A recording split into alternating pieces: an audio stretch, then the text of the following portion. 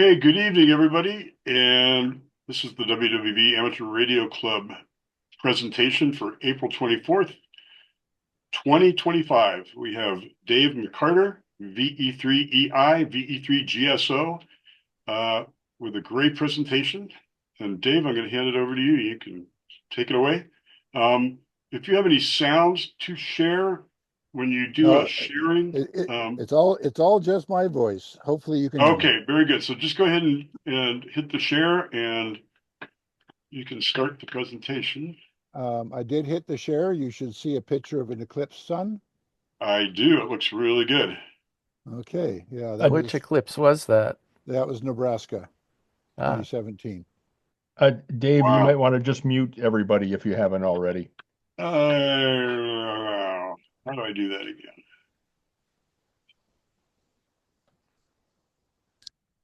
I think everybody is muted. Good stuff. Okay, so this talk is about time, but it's also about time distribution.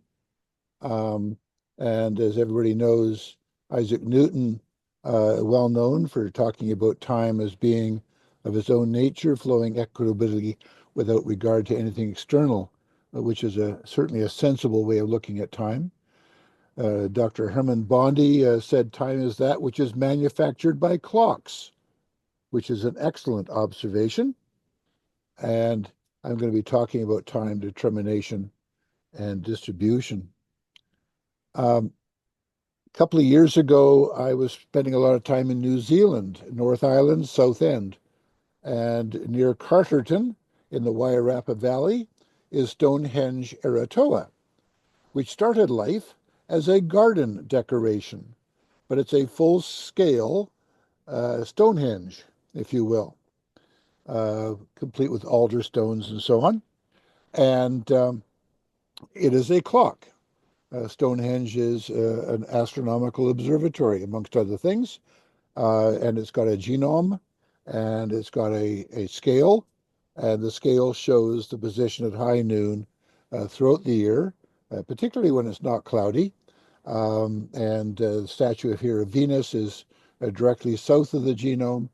And this shows the path of the sun throughout the year with the various constellations that the sun is in.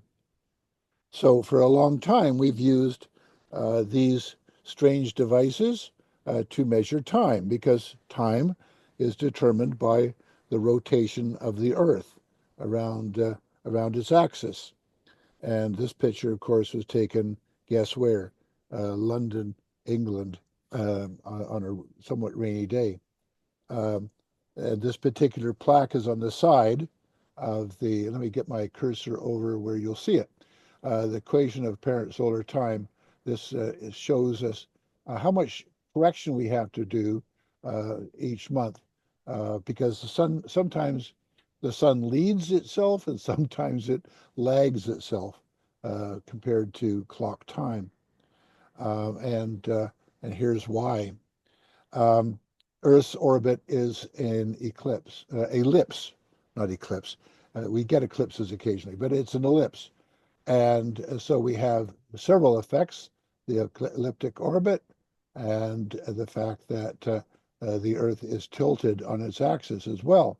These two sine waves end up adding to create the equation of time curve that, the sun appears to be a little early or a little late. The very early Egyptians had clepsydia, water clocks, and probably from the 16th century BC. This particular one is in Athens at the Museum of Antiquities, which is, if you've never been there, is a place you need to go. It's a very, very amazing place. And they sell these in the market. You can go out and buy a brand new one. What's really clever about it, first of all, the inside of the pot is graduated in hours, and the pot is, of course, slanted because you've got lots more volume of water when the pot is full than when it's empty. And the flow of water out of this little tiny orifice at the bottom um, varies depending upon how much pressure you've got, how much water you've got in the pot. Pretty cool idea. And of course, you can think of all sorts of ways in which that might not work as well. If your water is silty, or if it's full of algae, or breadcrumbs or something, it will slow it down a bit. But from the very earliest of ages, we've been concerned about keeping time and keeping some idea of where we are in the day. Here's a very ornate clepsydia with a mechanical arrangement. The water drips into the chamber rises up, and when the water gets over the siphon, it self-empties into a funnel, a little catch, and that gravitation pulls it down, it empties out, and that turns the hands, which turns the column, which turns the hour, if you will. So, some very clever devices being produced very, very early on. This is, maybe 1800 years old kind of thing. The hourglass, of course, was developed as glass blowing techniques improved, and lots of desert sand around to put in there. And this was primarily used on ships as a reliable indication of time passage for navigation. But the problem, of course, is you do have to keep your eye on it and flip it over when the sand runs out to begin the cycle again. And if you're dozing at the wheel and you don't notice that the sand has run out, you have no idea how long it's been run out for, you're gonna run up on the rocks because your navigation is going to be well off. Of course, even today, you can go out and buy very nice hourglasses as a desperation Christmas gift or an egg timer, and some games include a small hour timer. As a matter of fact, I have one right here, which I'm using to time my talk.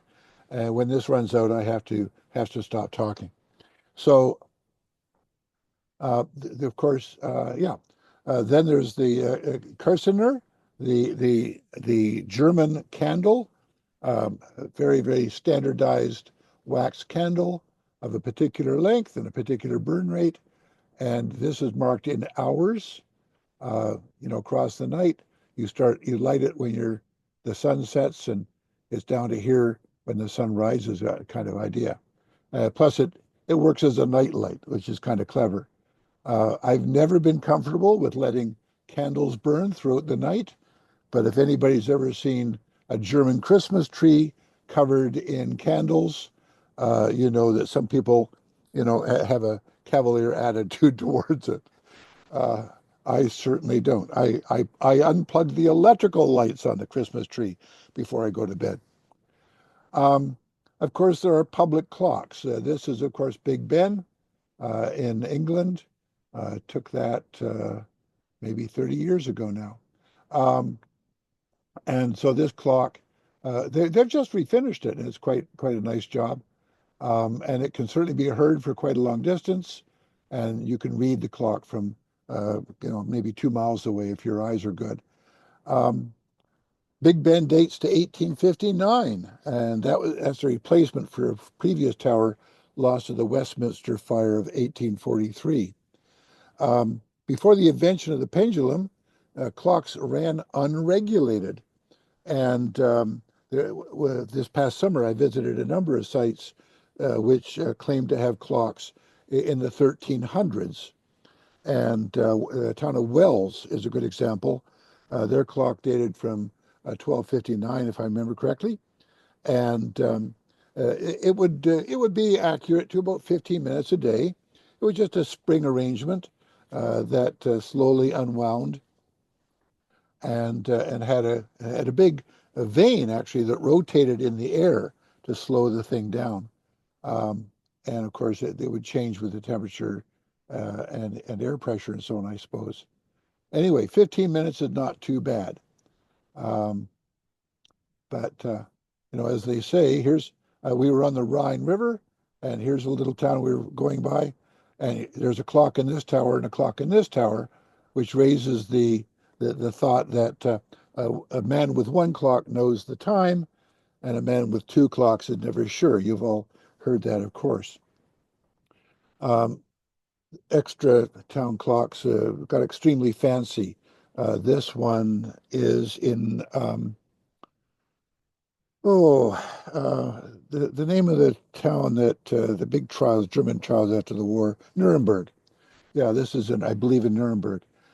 Beautiful clock, and there's a little statue here of a prince, I suppose, and there's some knights that go around, and the clock makes a lot of dinging noises. And of course, it's always the right time for the world's most famous schnitzel. And I can attest the schnitzel was very, very good indeed. So time does play a quite large role in our lives. Pendulum, of course, was invented by Galileo Galilei. He noticed in 1637 that the lamps in the cathedral were swinging with a regular period. He was using his own heart rate as a clock. But of course, as he got excited with the idea, his heart started beating faster. But he recognized that the clocks swinging in the abbey were quite regular. He drew up plans for a pendulum regulated clock, but he and his son never really quite finished building it. And astronomer Christian Huygens completed Galileo's work, building a pendulum clock in 1656, and they built quite a few of them, actually. And that idea caught on across Europe. And, literally within a couple of years, it's basically the same as the development of the telescope. Once Galileo published the ideas about how to use a telescope for astronomy, everybody was making telescopes. So pendulum clocks turned up very rapidly. They became improved from year to year, various techniques being used to make the pendulum clock more reliable, to the point that until about 1930, the pendulum clocks were the standard timekeepers. This is a rifler, and this is a Schlott. Both of them have a pendulum, a short pendulum, in a vacuum. And the vacuum in this case is double shielded, basically a great big thermos bottle as well. And the pendulum is kept going with electromagnets and little tiny silvered contacts on switches. Just give that pendulum a little bit of a kick. And properly adjusted and maintained, these things would be as good as 1 second in a year. But these clocks, this one or one similar to it, is at the National Bureau of Standards here in Ottawa, and they were compared to the rotation of the Earth, and of course that took a telescope. And there was a great big telescope set up in Ottawa at the observatory in Ottawa to keep time. And speaking about setting time, this is the Greenwich Observatory. It's on a hill overlooking the Thames River. It's on the south side of the river to the east of London, just south of the old Royal Naval College, and it's on the prime meridian. The transit telescope, this beast right here, does one thing very well. It tips down, it tips up. It's looking through a very tiny slot to the sky. And the observer will sit in a chair looking through the eyepiece down here, small refracting lens up here, about I think 62 millimeters, and they'll find principal stars, and these stars are moderately bright, and their positions are very well known, and you time their transit, and that tells you what time it is if you look it up in the big book of stellar transits. I was in Wellington, New Zealand a few years ago, and I visited the observatory, and it was primarily an observatory for timekeeping. I was in Melbourne, Australia, and they have a big observatory there. In Sydney, Australia, they have a big observatory there. But all of the telescopes were transit telescopes intent on measuring time. So it's kind of important to be able to know what the local time is. So there's my wife standing across the longitudinal line, zero longitude, and there's a digital clock here reading off the Greenwich Mean Time. However, this was quite a few years ago, but it was after the age of GPS, and when they developed the GPS system, it was discovered that this line is actually wrong. If you go about 400 meters this way, you'll get to the right longitudinal line. So I don't know who screwed up or what happened. I was told that the transit telescope, it was discovered it had a 20 arc second error in its mount. And so that made the line not where we thought it was. I'm not sure whether I believe that or not. I think it's an American plot. Anyway, this is a Harrison H5 chronometer. The observatory, Greenwich Observatory, has a great number of beautiful old clocks, H1, H2, H3, and H4, all still running. They've been restored, and this still runs too. It was built in 1772, and it keeps excellent time. And Captain Cook had two of these that he used for navigation when he did his circumnavigation of the world. And they're still used, to this day. But you've got to keep it wound up. If you don't wind it up, it stops. You rapidly get lost. Now, it was Fleming in Canada who recommended creating time zones around the world. And originally 24 time zones were recommended. But of course, people don't keep things simple.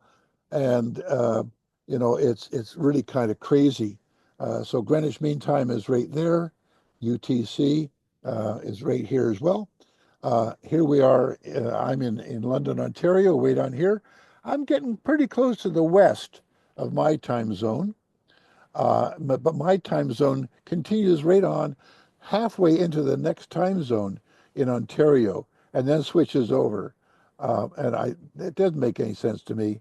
I mean, really, Windsor, Ontario is at the edge. And if you made a slice up here through Sault Ste. Marie, that'd be probably a good place to have the switch over rather than way over here in Thunder Bay. Anyway, look at crazy old Newfoundland. Everybody knows that Newfoundland is a half hour out from the Atlantic time zone. And why? I still can't explain it. But anyway, there you go. Quartz crystals were kind of an interesting development. Alexander Nicholson of Bell Labs described piezoelectric oscillation in crystals, and they were crystals of Roche salts. In 1918, his papers came out. And Walter Cody and Gordon Pierce were the first to develop a quartz crystal oscillator using a triode audion, a tube, in 1921. And they determined that it did, in fact, oscillate quite stably. This is a C.R. Snellgrove crystal made in Toronto, Canada, for marine applications. This is a 500 kilohertz crystal for emergency communications made by Bendix. And this is made by RCA, calibrated at 35 degrees C. So that's a pretty hot day. That's pretty close to body temperature, but 100 kilohertz. It's not quite 100 kilohertz when it's at room temperature. But neat old crystals, and they still work. They're in my collection. As everybody probably knows, crystal control came to AM radio with KDKA, back in the 20s. And it was the very first station to go quartz crystal. But very quickly, other broadcasters followed suit to try to reduce the number of heterodynes that were plaguing AM broadcasting. Get everybody on the same frequency, you don't get a heterodyne. Amateur radio operators climbed on board too. Here's two crystals in my collection. This is a Texas Crystals 3770. Way back in the day, that was a novice frequency, right? And Rogers Majestic, again, made in Toronto. This is a marine crystal, marine frequency crystal, just below 80 meters. Crystal technology has improved tremendously since those days. This is an oven stabilized oscillator designed at 82.2 megahertz, designed for cell phone use, actually, cell phone receiver technology way back in the day when it was FM radio. And this is a QRP Labs device made in 2022. But QRP Labs use these little temperature compensated crystal oscillators. This one's a 25 megahertz crystal, and I've experimented by beating this against WWV, and I see no frequency difference. This particular device is just spot on. It's just so amazing. And it doesn't drift. It just sits there day in, day out, which is kind of a neat technology. And you can tell how small this is from the fact that these pads are on 0.1 inch spacing. So quite a small device. These basically have replaced crystals in my work. I can make them do whatever I need to do. I can have any frequency I want. It's kind of neat. This is a picture that I found on the WWV site, the 1929 National Bureau of Standards 100 kilohertz oven stabilized frequency standards. And of course, you have 4, so you can compare their outputs. And if one is beginning to drift off, you can take action. But if you've got 2, you don't know which one is bad. You've got 3, you're kind of sure. But if you have 4, you're doing pretty good. Here's a picture of the clock, the crystal oscillator clock made by Warren Morrison of Bell Labs. Again, shamelessly stolen off the MBS website. And as it was being developed and working better and better, eventually the accuracy of this clock exceeded the pendulum clocks. And so the pendulum clocks got replaced. And we started basing everything on quartz crystals. And of course, you look around, you guys are hams, crystals are absolutely everywhere. Your cell phones and your watch and computers and even low phase noise oscillators in atomic reference clocks, because we're now living in the era of atomic frequency standards. Took this picture almost 2 years ago now. I guess over 2 years. Gosh, time flies. But this is a Hewlett-Packard 5071A atomic clock, cesium standard. And we'll talk a little bit about how they work. Every element, when excited, emits a characteristic electromagnetic wave.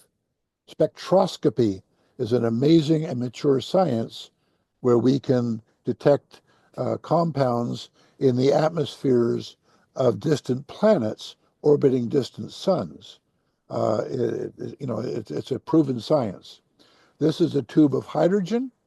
There was a lab at Fanshawe that was, getting out of the business a couple of years ago, and I was lucky enough to get about 7 gas tubes and the exciting transformer, and it's great fun to watch. And anyway, so the hydrogen gas, when it's not heated up this hot, it will emit radio waves at 1 gigahertz, 420 megahertz, 405 kilohertz, 751 hertz, 0.7667.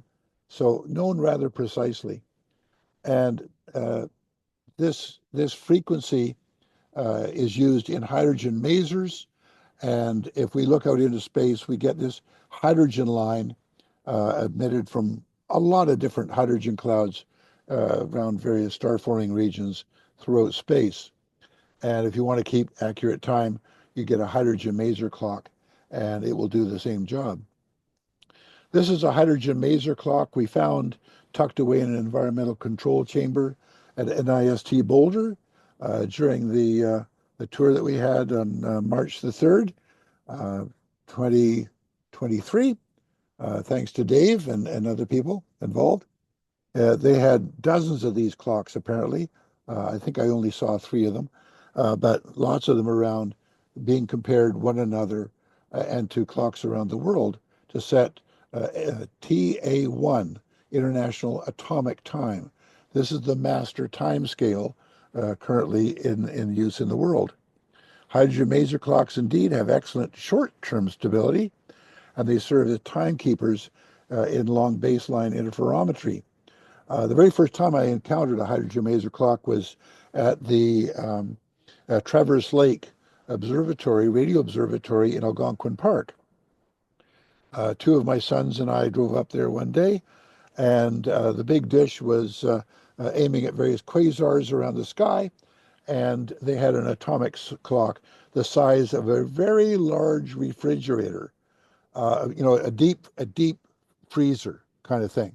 And that was their atomic clock. And they were using the atomic clock to put time signals onto the videotape that was recording the data that they were recording from their satellite dish. And then that data was going to go off to a correlator somewhere else and be compared with other radio astronomy clocks to form images of the distant astronomical object. Pretty cool stuff. So timekeeping is essential for a lot of different things. Nowadays, we use the 133 cesium standard, and that's been in effect since 1968. And you've got the frequency there. I won't read it out, but that frequency is basically defining the seconds. You notice there's no decimal points. When I was a kid, and I'm sure you may remember this too, every couple of months, there would be an announcement made in the newspaper or on the radio that scientists had made progress in measuring the speed of light. And, they'd have another couple of decimal points. And they kept improving and improving and improving the speed of light measurement. And, they were measuring it in miles per hour, and this kind of thing. I always thought that was amazing that all this progress was being made. But eventually the scientists decided, well, we're going to define the second by this number. And that basically stopped defining or measuring the speed of light. It turned it the other way around, really. Now, these particular clocks generate a 5 megahertz, or discipline a 5 megahertz crystal oscillator. And here's a funny little thing. You see the time here, 46 seconds, 46 seconds, 42 seconds, 46 seconds. I pointed out to Matt Deutsch during the tour, this clock is off. It's 4 seconds off. He said, doesn't matter. It still produces good 5 megahertz reference signal. And that's the main purpose of these clocks, is to actually produce a very precise 5 megahertz signal. What I find amusing is these are in a gravity well, and one clock is above the other, and so each of these clocks inherently would be running at a very slightly different rate. So I'll just leave you to think about that for a second.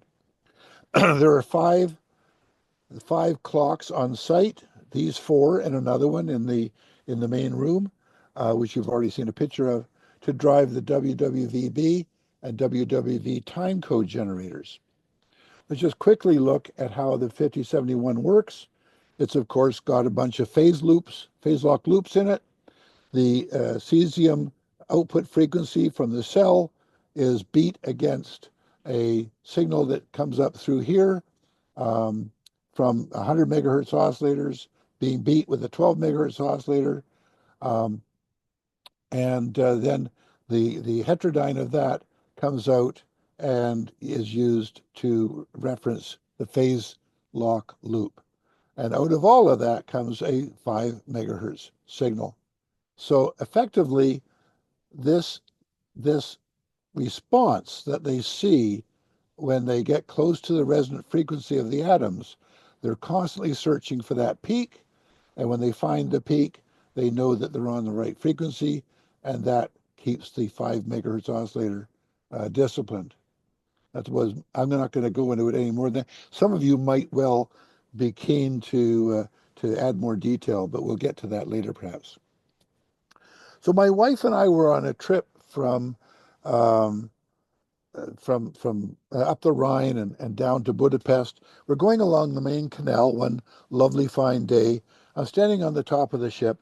I'm looking out, and I notice that there are little markers on the side of the canal, and they're 100 meters apart.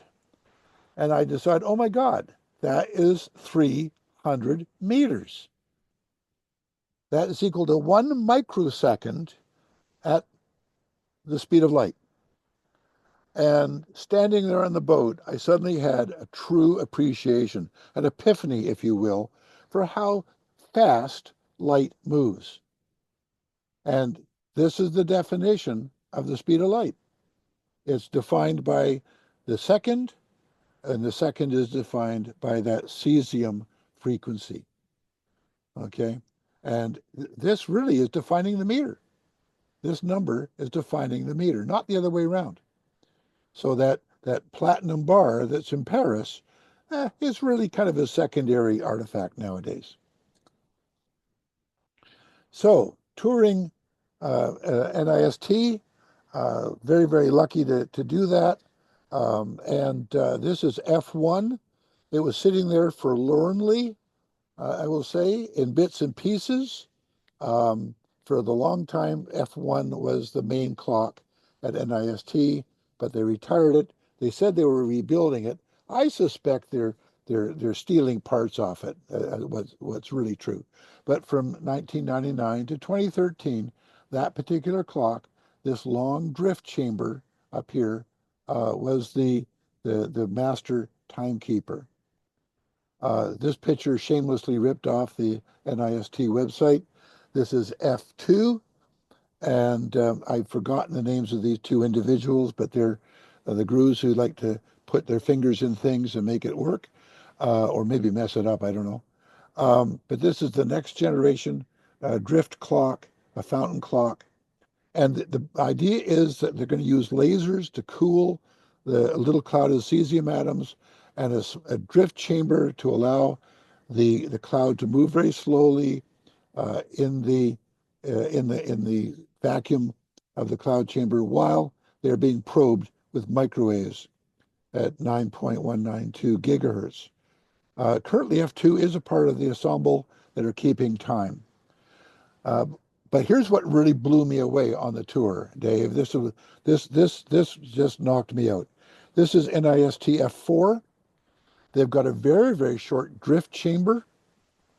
Down here is the business end of the cooling area and so on. And I've forgotten this fellow's name, and I would love to get his name. And I don't have enough resolution on my picture to be able to read his card, unfortunately, but I'd love to get in touch with him. I'll get that for you, Dave. I'd appreciate that. Thank you. Anyway, the point is, it's a much shorter drift chamber because they've got the cloud of cesium atoms moving much more slowly. And that reduces the Doppler shift to make the response of the cloud much sharper. Now, what blew me away, I'm sitting at the control console looking at two control screens, and the control screens are measuring the temperature of the cloud once they've been cooled off in the laser trap. And I suddenly realize that it's measuring in NK, nanokelvins. And one measurement was 0.35 nanokelvins. The other one was 0.27 nanokelvins. And my brain completely left my body. I forgot to take a picture of it. I'd taken a picture of a lot of stuff that whole day. But, you know, it's not film, right? It's just I'm filling up a card. I completely forgot to take a picture of that. I was so blown away by the fact that they're able to cool off those clouds with a bunch of lasers to the nanokelvin regime. So the atoms are moving so slowly that they give really, really sharp responses when they're probed. Now, here's basically how it works if you've never been exposed to this before. Visible light lasers, not much fancier than the kind of laser pointers you've got. They're aligned in the X, Y, and Z directions. They all turn on at the same time. They create an optical molasses right here. All the waves are creating standing waves right in here, and the cloud of about 10,000 or so atoms freeze up. Now, some of the atoms escape. They've got too much temperature. They manage to escape. But this is called evaporative cooling.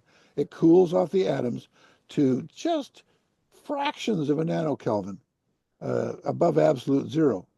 And because they're not moving very much, they turn the negative Z laser off briefly after the other lasers go off. And so that little extra burst of light slowly thrusts the cloud up the chamber. And as the cloud rises up into the chamber, it gets probed by the electronics, the microwave electronics up here. Okay, there's the Y laser up top, the plus X, minus X, plus y, the Z, minus Z lasers are down here. And so then the cesium injector magnetic coils down here as well. This is a guy who kept getting in my pictures and kind of annoying. But he's taking a picture that I'm about to take. See this little screen right down here? Kind of cool. So we did a video of it. And there's the chamber. There's the lasers popping off, cooling the cloud, doing it once a second. So they're measuring that frequency, that cloud, once a second and correcting their 5 megahertz oscillators with that. From there, the pulses all get distributed out in distribution amplifiers, going around NIST to the various clocks that are situated around the building. And got an awful lot of SMA, gold SMA connectors, very pretty. Now, in addition, NIST is working on optical clocks, and actually work is being done in Germany and France and England as well, and maybe other places on experimental optical clocks. And there's a couple of good YouTube videos that you can find about that now if you do some searching. And they're quite fascinating work. The idea being that you're going to be 1,000 or more times higher in frequency. You're going to be up in the hundreds of terahertz region instead of 10 gigahertz, and so consequently you're going to have much tighter constraints on timekeeping. Here's a typical optical bench, again shamelessly stolen from the NIST webpage. And this is a 171 Yrbitium optical lattice experimental clock. And look at the frequency. They have measured that to some seriously precise detail. I doubt that was done with TTL logic in a counter. I don't know. I would love to spend some time talking with them about how that was done. But obviously harmonics and phase lock loops and that kind of thing. So pretty amazing. The downside of these clocks is that they are so accurate that if they're on a boat, their time will shift as the tide comes in and out. If you were to raise this clock up on a bunch of bricks in the lab, it would shift its timekeeping in measurable ways. So these things could actually be used as gravity gradient meters if you wanted to do that. Experimental clocks, rubidium clocks. This is the frequency that rubidium clocks work on, 6 gigahertz.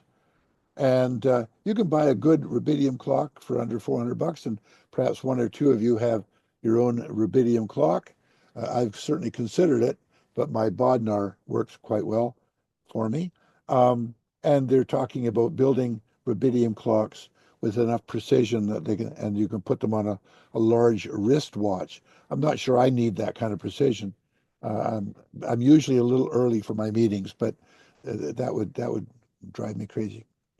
USNO, there's actually a very good video that I actually referenced to the email list some time ago.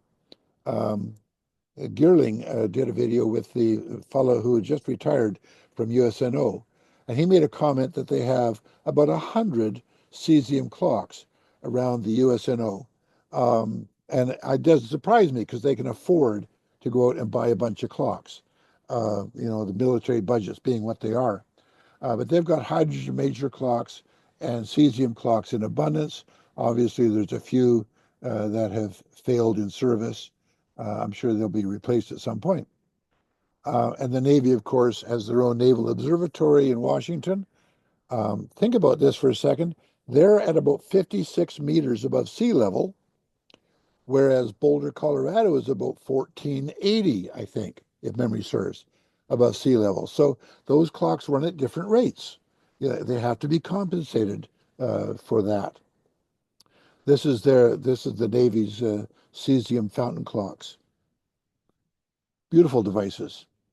You can find this data online, GPS monthly standard deviations since 1987. We used to be running about 30 nanoseconds plus or minus a bit. And, it's gotten a whole lot better over time.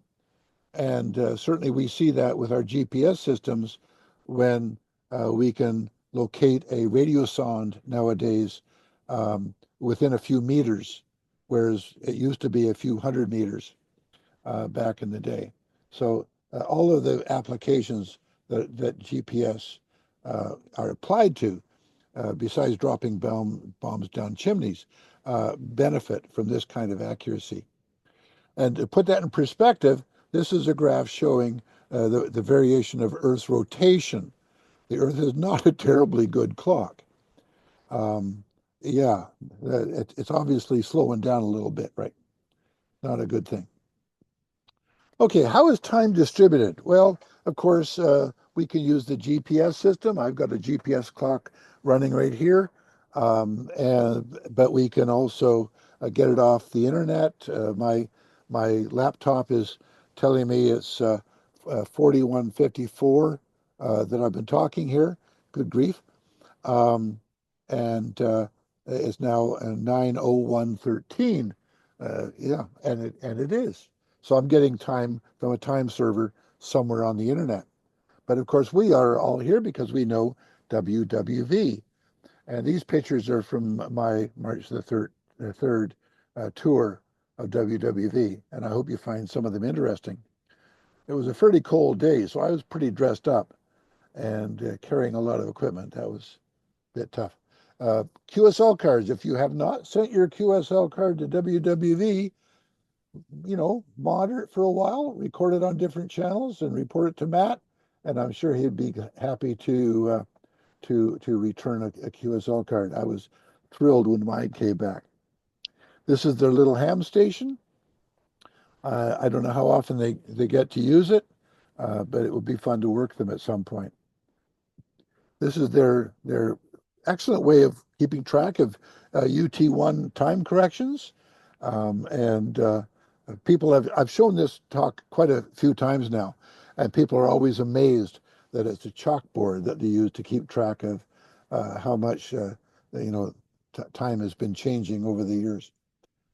All the equipment, of course, is kept in big shielded copper rooms because there's a lot of RF at that site, and you want to keep as much of that RF out of the delicate timekeeping equipment as you can. And there's Matt talking about the WWVB modulation envelope on a scope. This is the one clock that's in that particular room, feeding the time servers. And this is the little box that makes the time code for WWVB. I don't think you can get these off the shelf. I think these are custom made to purpose. I could be wrong, but I don't think I am. Those signals are then distributed around to various pieces of equipment by lots of other equipment. This is the little box that actually creates the 60 kilohertz. And it looks pretty simple. The 5 megahertz time reference is going into the back of that thing, and it's producing exactly 60 kilohertz to, quite a few decimal points. pretty neat. I was tempted to push a few buttons, but I was advised that I would lose fingers if I did so. This is the oscilloscope, a nice little Tektronix, showing the peak power and the 100% modulated power right down there for the AM modulation. These are the transmitters. There's 3 of them, great big continentals, the 2 left and right, north and south. People are always surprised when I show them how big they are. And the control thing here, this beast is producing 45.5 kilowatts, and only 500 watts is coming back from the antenna. So in my book, that's a pretty good SWR. It's not perfect, but getting darn near close to that. And the tubes in these devices, yes, it uses tubes, drawing about 2 and a bit amps at 10,000 volts. So yeah, leave the covers on that. That will fry you in an instant if you were to get anywhere close to it. This is the control panel that controls the 2 antennas, a south antenna and north antenna. And you can see a little bit more power going out to the north antenna and a little bit less coming back. And I think that's because this antenna was originally designed to be effective at 20 kilohertz. It's just a little bit more efficient than the antenna designed for 60 kilohertz.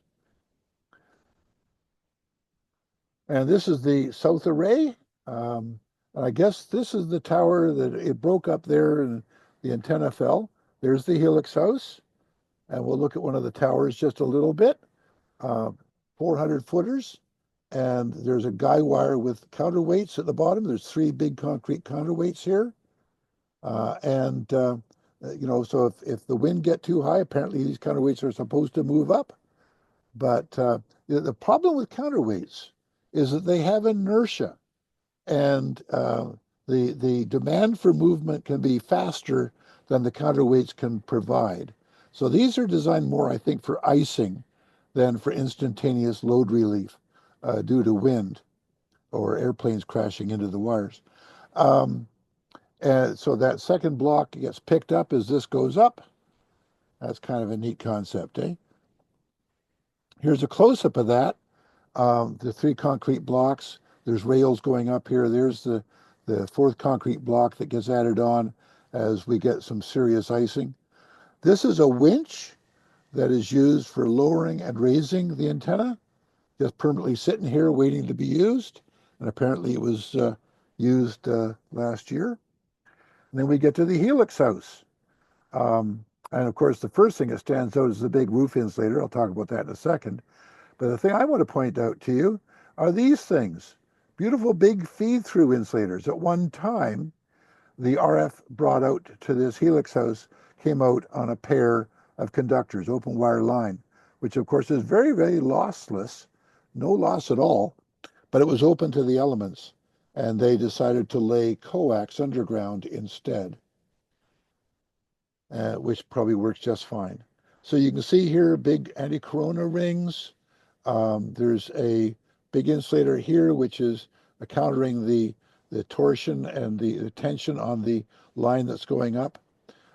2 big lightning arrestor balls on here, and more corona rings on the top to prevent the thing from arcing over, because there's a lot of juice on that line. The transmission line, the antenna, goes up to another big insulator, and they're serious when that's probably about 8 feet long, 6 feet long, something like that, with a big anti-corona ring, and then more conductors going up. This is the radiating portion of the antenna, and it goes up to the catenary wire that comes across from the 2 east-west towers, and they've got lots of wire up here to spread out that current and give lots of capacity at the top. Inside the helix house, you can see the big loading coil, more on that in a minute or two, a big bundle of cables going up. I'm told it's 4,024 strands of fine copper wire, and there's about 200 amperes flowing in this wire. And if you do the math and figure 50 kilowatts and 200 amps, the impedance here is on order of half an ohm or so, 0.2 of an ohm. So again, 0.2 of an ohm impedance, very, very high voltages requiring all this effective anti-corona work. And there's more lightning arrestor stuff on the inside here too. Let's get to the interesting parts. This is just beautiful, isn't it? Beautiful copper loading coil and resonating coil. And this various sections broken up can be added or shorted out with these big, huge shorts that use what look like probably about 4-inch diameter copper pipe that had been flattened out and holes drilled in and stuff. This is the coax Matt is putting his hand on for me that brings the power in from the transmitter site. I imagine that's pretty darn low loss, and carrying 50 kilowatts kind of has to be. The coax then comes in to an interesting network. There's a coil underneath, a set of capacitors, high voltage, high current capacitors, and another big, huge loading coil. And I asked Matt some time ago, what is that for? And he said, oh, that's called a line extender. And okay, a line extender, why would that be?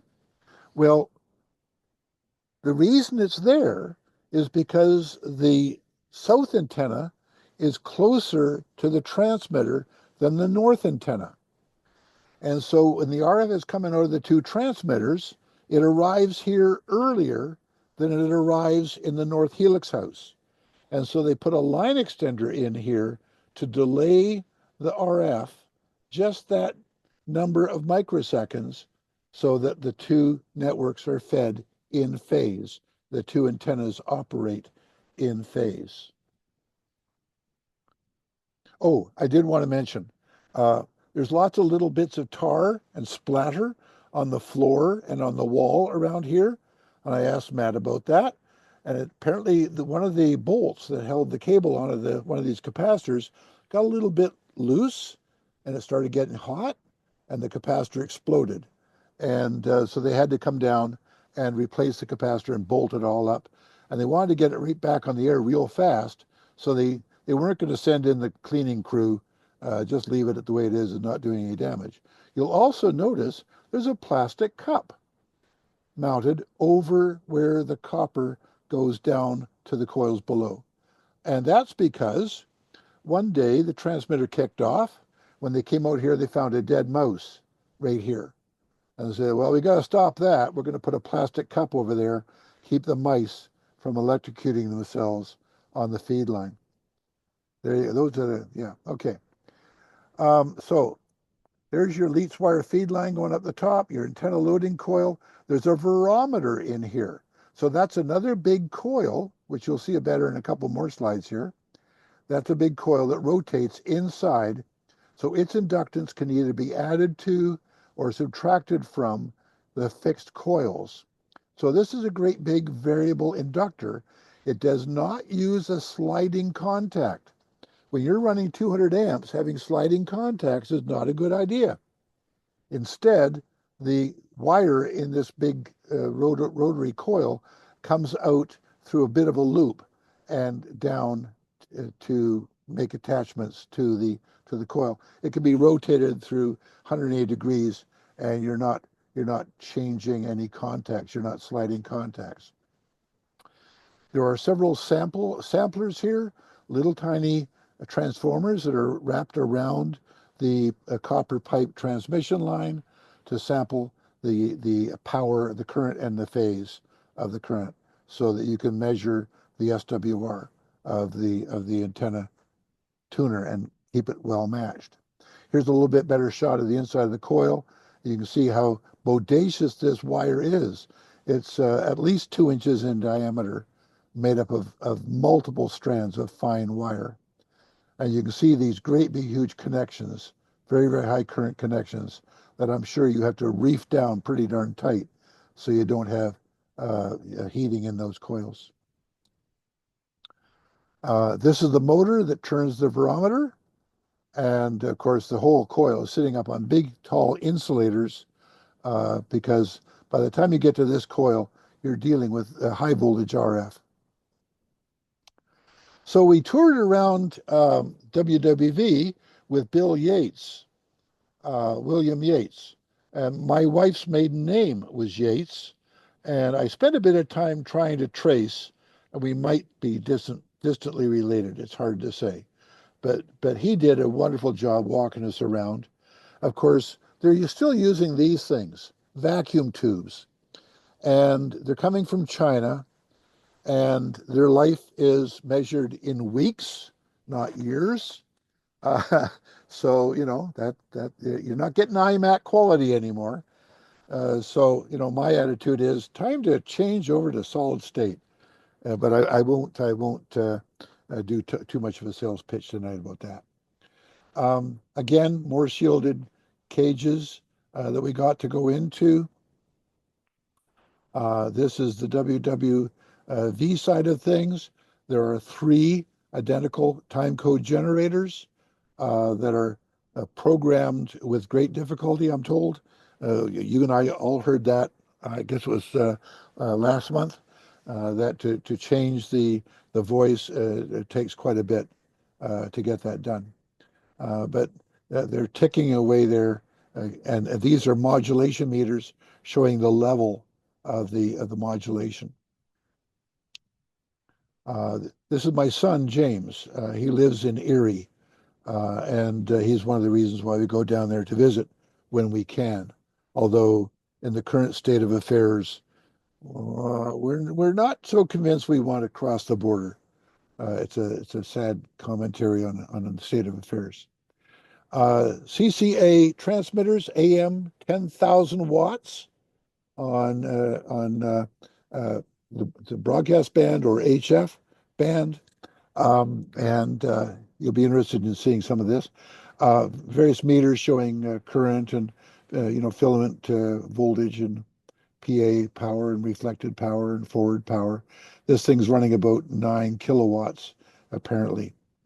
This is the inside of one of them. There's the output tube hiding in behind all of its insulating heat chimneys, and big, huge Jennings vacuum variable capacitors. And I just want to show you something here. Manufactured, there's the date, there, in CAN, and the rest of it's been wiped out for some reason. But this transmitter, at least many parts of it, were made in Canada. Just saying, Canadian transmitter. This is an electron tube lab, 4CX15000A. That's the tube that they're using in those transmitters. These tubes usually, at least they used to, be rebuilds. You could send them away and they'd take them apart and rebuild them and send them back to you. And it was way less expensive than a brand new tube. I know that Radio Canada International used 4CX50000s. And, I lifted one once, but it was all I could do. They're very heavy. So big, huge, massive tubes. But when you consider the trouble of getting new ones nowadays, boy, scary. Here's the inside of another section of the transmitter. The tube is in this cavity. Power comes out to the tuning network. Big Jennings capacitors, little feed-through capacitors, RF chokes, all that good stuff. Beautiful variable inductor, rotary disc sliding around here. And of course, there's tons of current flowing through that disc to the spiral coil. And to be honest, this transmitter is paying a high price for being able to move anywhere in the HF band. For WWV use, I think I'd be replacing that with a fixed coil made out of annealed half-inch copper. But that's just me. There's the driver tubes that drive the output. They're in parallel. And then there's the pre-driver upside down. It doesn't care. It's getting its cooling air. That's all that matters. And I love it. Point-to-point wiring. Real old school. Something you can fix. Love it. And of course, the power supply is a thing of beauty. Really lovely made power supply. But again, something you don't want to have on when the cover is off. The thing I really enjoyed about the tour was seeing this. the routing map. Again, it's on a whiteboard, little magnetic stickers on the whiteboard. And there's the turnstile money pit that I referred to earlier. They've got the two all frequency broadband antennas and then the various other vertical dipoles for the various bands. And so you can trace through this and see what is feeding what at that particular time. Typical patch panel for changing things around if you have to. That's certainly the most convenient, engineering sensible way to do things. And of course, you can easily pop a scope on this and have a look at what's going on without disturbing anything. So well thought out. So apparently these transmitters were picked up from the Navy a few years ago, and they have some spares. Always nice to have spares. Always nice to have people giving you stuff.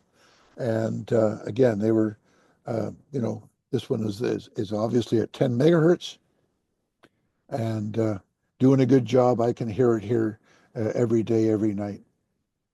Coax, of course, big hard line and flex line going out to the various antennas.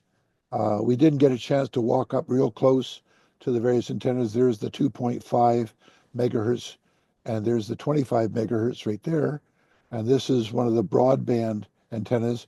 It's a big monopole, and from the top goes out to the sides, and there's a wire ring around it connecting all of these guy wires coming down, and then a big, huge, fat monopole, which of course has got a very, very wide frequency range. No gain to speak of, but hey, it's an omnidirectional antenna at any frequency you want. There's apparently one of these even bigger down at a old ballistic missile silo in Arizona somewhere that maybe someday I'll get a chance to visit. Looking east, there's the 5 megahertz and I think that's a 20 megahertz stick. Anyway, there you go. A big thank you to Matt and to William and to David for arranging the visit.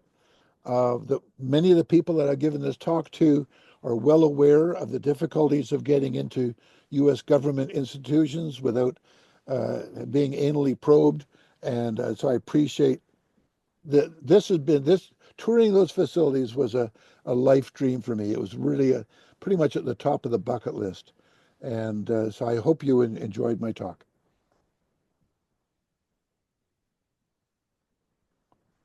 Dave, that was awesome. Thank you so much.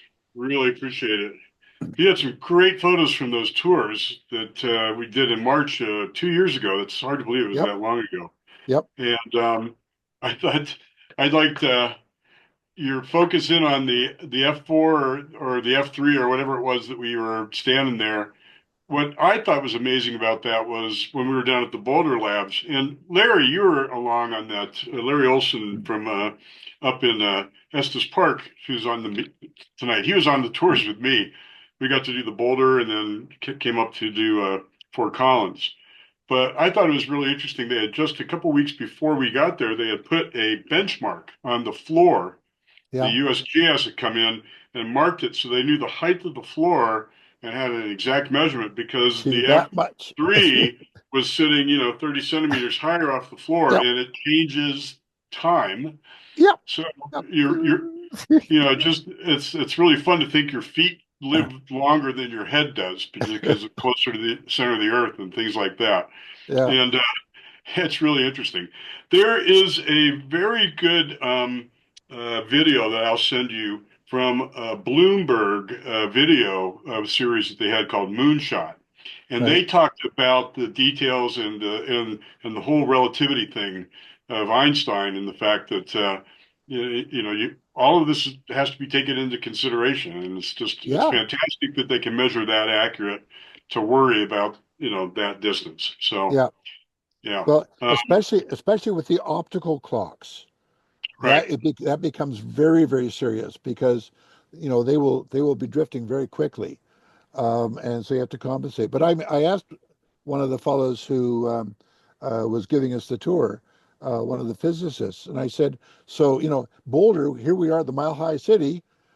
Denver and so on. Whereas, the Naval Observatory is, just above sea level. The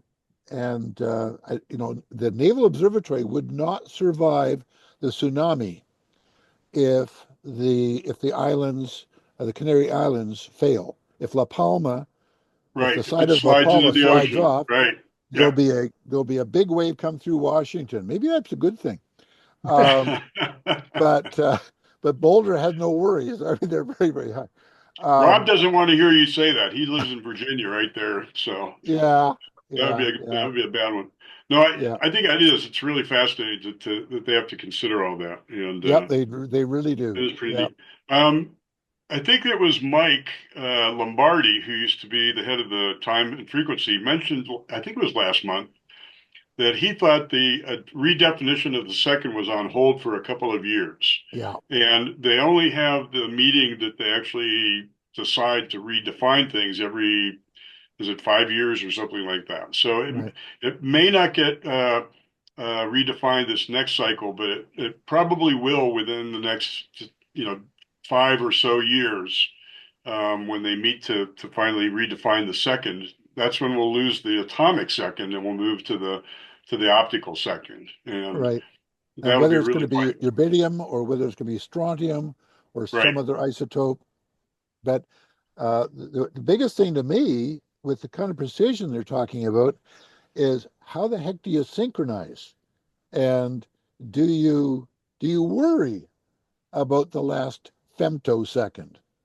I mean, we're getting down into Planck constant now, right? Right. And watching Planck time go tick tick tick. I mean, it's crazy. It's really truly amazing. Yeah, It is, and I think it's wonderful that we can look at these things and get to that precision. It really yeah. it's quite fascinating. All right. Well, thank you again. Are there any questions for Dave about his presentation, or anybody else want to bring up any other ideas or thoughts? Fantastic. Thank you, Dave. You're welcome. Yeah, that was great. It's probably the only time in my life I'll have to think about a nano Kelvin degree. Yeah. Yeah, yeah. Well, that's got to be one of the coldest places on Earth. Yes, it is. Absolutely. Yeah. A few years ago, I was talking to a physicist at an astronomy convention. I was actually in the Canary Islands, and we were talking about laser cooling, and they were talking about microkelvin. Oh yeah, you're never going to get much above about 3 microkelvin. That gets really, really difficult. Which is why when I saw nanokelvin on the screen and it was decimal, 0.37, I, you know, Oh, that's yeah, so cool. yeah, That is very neat. yeah. I had 3 cameras with me. I completely forgot to take a picture. And Oh, that one, yeah. the last time that happened, I was in a canoe off the Pacific coast, and a gray whale came up underneath me, just to my left. The nostril, I could have put my hand out and practically touched the nostril. By the way, their breath stinks.